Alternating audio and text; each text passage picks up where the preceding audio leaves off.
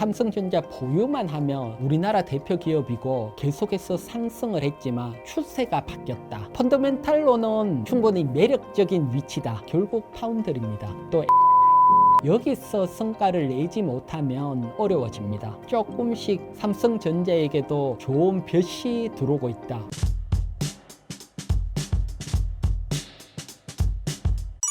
삼성전자 언제 상승할까요? 삼성전자 사실 개인 투자가 워낙 많으니까 삼성전자가 상승해야지 사실은 또 다 같이 부자가 되는데 녹록지 않을 것 같아요. 그래서 제가 오늘 삼성전자 전체적으로 한번 설명을 드릴게요. 먼저 삼성전자 투자하시는 분들은 또 중기 투자, 장기 투자 또 길게 가지시는 분들이 많으니까요. 그래서 제가 월봉 차트를 하나 준비를 했거든요. 그래서 요 월봉 차트를 보면 월봉 하단과 하단을 이탈을 한 지점을 요번에 작년에 이탈을 했거든요. 그래서 월봉적인 측면에서 봤을 때는 기존까지건 삼성전자 보유만 하면 우리나라 대표 기업이고 계속해서 상승을 했지만 추세가 바뀌었다. 그래서 아쉽지만 차트가 이렇게 얘기를 하고 있다. 그래서 요 점을 먼저 설명을 드리고 하지만 또 삼성전자가 반등할 수 있는 기회도 있고요.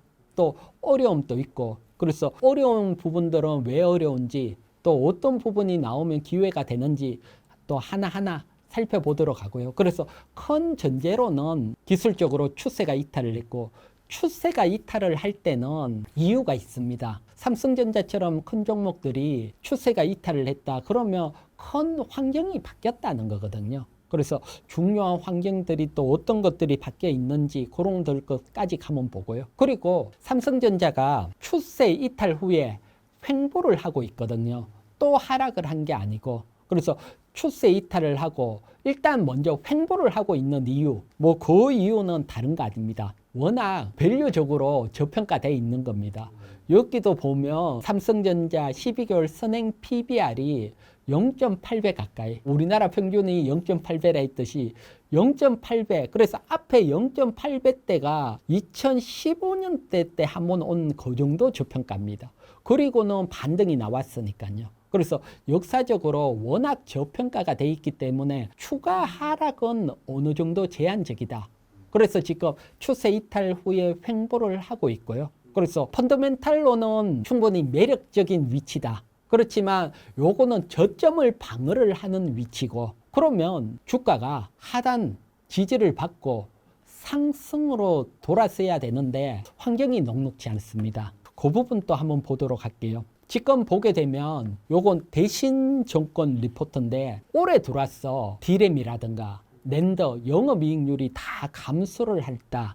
요렇게 나오고 있거든요. 그만큼 업황이 어렵다는 겁니다. 그래서 이렇게 영업이익률이 감소한다, 마진이 어렵다. 그러면 주가가 상승하기는 쉽지 않지요.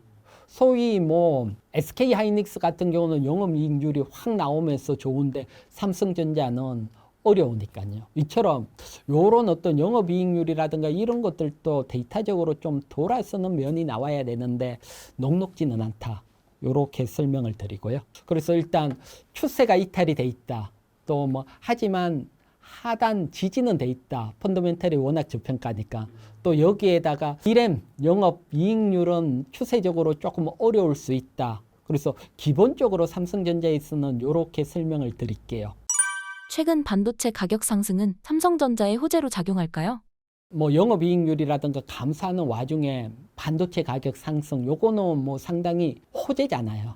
근데 이 호재가 사실 삼성전자 입장에서 보면 아직은 주가로 반영하기는 조금 쉽지 않아 보이고요. 요렇게 한번 볼게요. 지금 요거는 한국경제TV에서 나온 뉴스인데요. 반도체 가격 오르는데 감산을 검토하고 있다. 반도체 가격이 오르면 더 양산을 해야 되는데 왜 감산을 검토하느냐? 그건 이렇게 해석을 하고 있습니다. 지금 반도체 가격은 사실 트럼프가 반도체에 대해서 품목 관세 매기겠다.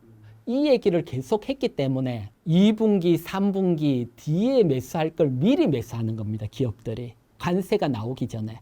그래서 미리 매수하려는 소유가 몰려버리니까 일시적으로 반도체 가격이 상승을 한 겁니다.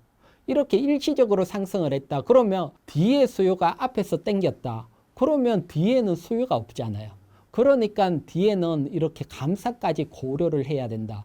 즉 지금 오를 때 주가가 반영이 안 되고 있는데 뒤에 수요가 없으면 주가는 흘러내릴 확률이 높잖아요. 그래서 당장 반도체 가격이 오르고 있지만 오르는 이유가 전체 업황 삼성전자가 잘 돼서 오르는 건 아니고 어떤 정책적으로 잠깐 오르는 거라서 어떻게 보면 이게 큰 효과를 내기는 어려워 보입니다. 그래서 전체적인 어떤 반도체 시장을 한번 보도록 할게요. 보게 되면 왼쪽이 이제 D램 공정인데 창신 메모리 이제 미국 규제를 뚫고 DDR5 양산까지 들어왔고요. 그래서 오른쪽 보면 창신 메모리가 DDR5도 올해 엄청나게 양산을 할 거다. 그래프가 위로 확 올라가 있고요. DDR4도 말할 거 없이. 그래서 이렇게 중국에 저가 메모리 공세가 들어오면서 사실 기본적으로 삼성전자가 어려울 수 있다. 보면 SK 하이닉스 같은 경우는 HBM으로 잘 넘어갔는데 삼성전자는 잘 넘어가지를 못하고 있지요. 그러니까 기존 이런 어떤 D램 반도체에서 삼성전자가 큰 성과를 내야 되는데 중국이 저가로 치고 올라오기 때문에 사실 어려울 수밖에 없는 상황이다. 이렇게 설명을 드릴게요. 삼성전자 주가 상승 요인은 무엇이 있을까요? 그래서 제가 봤을 때는 D램 파트보다는 결국 파운드리입니다. 또 HBM 여기서 성과를 내지 못하면 어려워집니다. 그래서 일단 파운드리 시장을 한번 볼게요. TSMC가 워낙 크게 장악을 하고 있거든요. 67%. 삼성전자는 8.1%로 오히려 감소를 하고 있고요. 그래서 여기에서 어떤 효과를 내지 못하면 삼성전자 주가 상승에 좀 어려울 수 있고요. 하지만 조금씩 해가 뜬다 그래야 되나? 조금씩 삼성전자에게도 좋은 볕이 들어오고 있다. 이제 어떻게 보면 새롭게 움직일 수 있는 기회가 나올 수도 있는데 최근에 닌텐도 스위치 2 메인 반도체 수주를 했고요. 요 수주도 그래도 어느 정도 희망이 보이고 그 다음에 여기에서 정말 중요한 것은 엔비디아 HBM3 퀄 테스트가 정말 중요합니다. 사실 이게 왜 중요하냐? 퀄 테스트 통과되면 사실 엔비디아로부터 많은 거 받지는 못해요. 왜? 미리 잘하고 있는 SK 하이닉스나 마이크론이 있으니까 위험 부담스럽게 또 새로운 데 물량을 띠가 많이 줄 필요는 없잖아요. 그래서 엔비디아 쪽에서 효과를 내기보다는 어떤 효과가 있냐? 지금 TSMC가 워낙 슈퍼 값으로 불만이 많아요. 불만이 많은데 다른 데 주고 싶은데 살펴봐도 삼성전자밖에 없는데 삼성전자가 아직 퀄 테스트도 통과를 못한다. 주기가 부담스럽지 않아요. 그래서 아직도 기술력으로 인정을 받지 못한다고 생각할 확률이 높아요. 그런데 엔비디아가 퀄 테스트 통과 오케이 양산 들어가자. 그러면 이제 TSMC라든가 이런 데 불만이 생긴 쪽이 삼성전자로 들어올 수가 있거든요.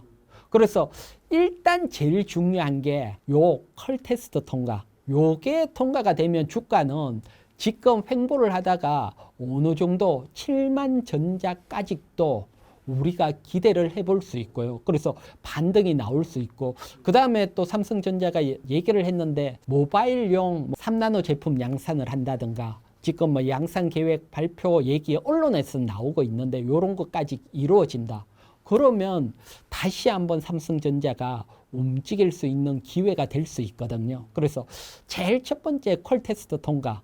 그래서 시장 환경은 삼성전자 수주를 받을 수 있는 환경인데도 기술력을 의심을 하니까 그 기술력 해소를 해주는 게 이 엔비디아 퀄 테스트 통과니까요. 통과됐다. 그러면 또 기본적으로 한 7만 전자까지 또 기대해 볼 수 있다 설명을 드릴게요. SK 하이닉스는 상대적으로 강한 모습인데 지금 매수해도 될까요? 반도체 중에서는 일단 SK 하이닉스가 가장 많고요. 이거 지금 매수해도 되냐? 요렇게 설명을 드릴게요.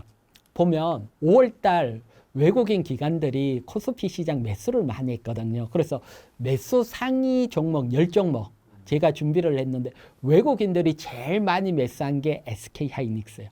그래서 지금 외국인들은 매수하고 있다.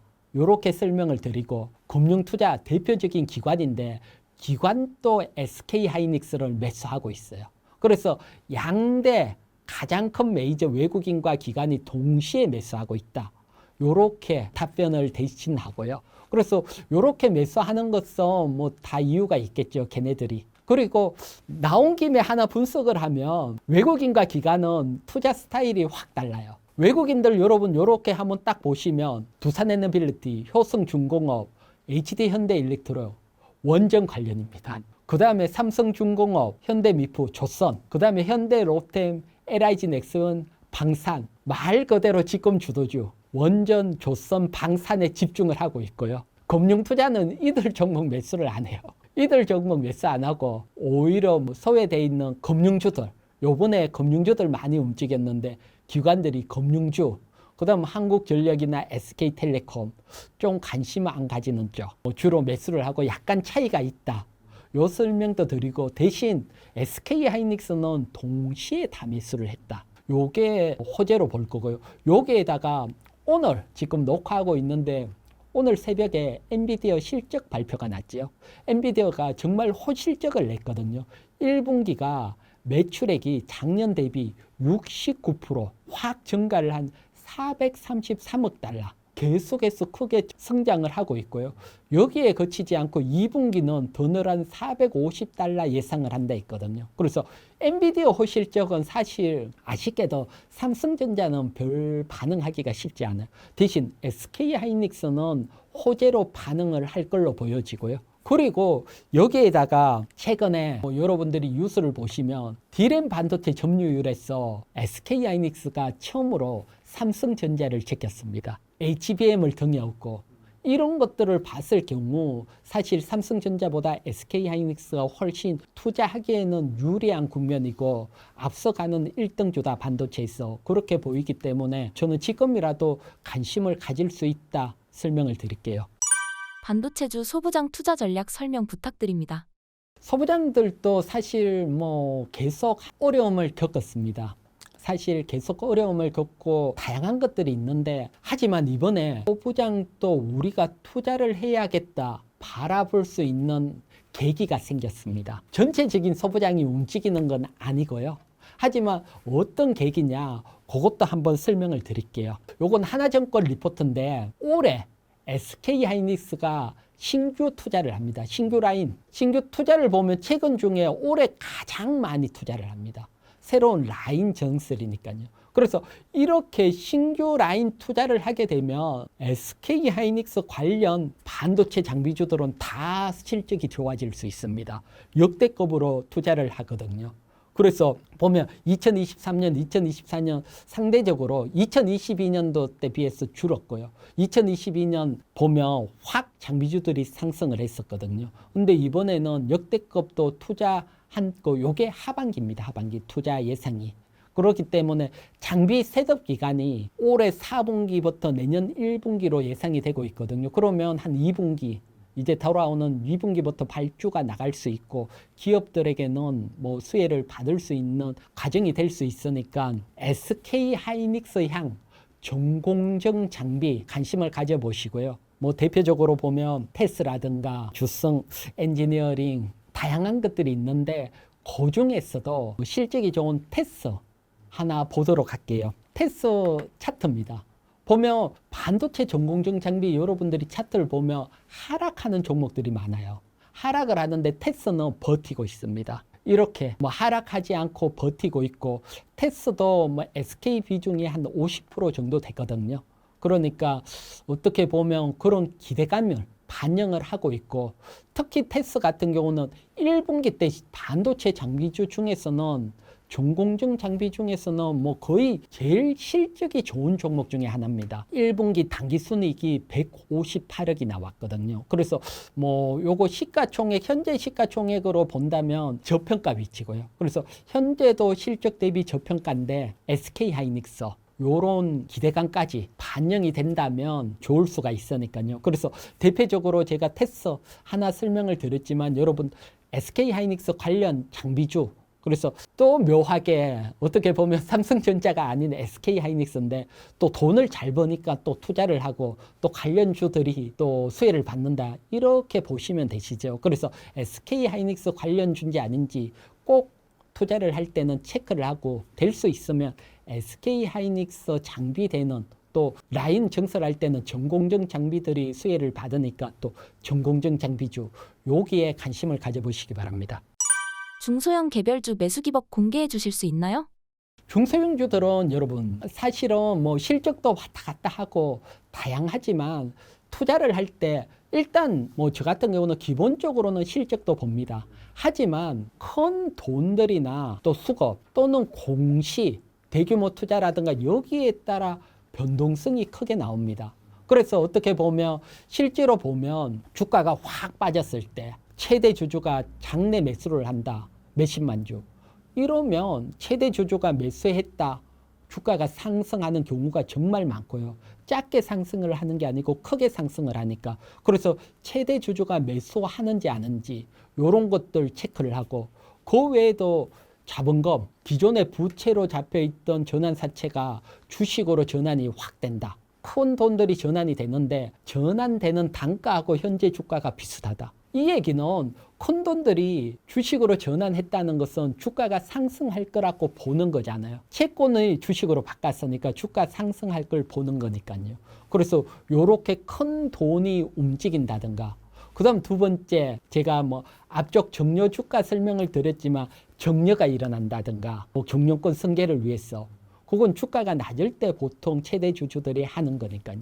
그래서 요런 어떤 일들이 일어나는 기업들 요런 기업들 관심을 가지신다면 생각보다도 크게 움직이는 종목 구할 수가 있고요. 그래서 요런 어떤 여러분들이 업황, 차트 이런 공시들 공부 많이 하잖아요.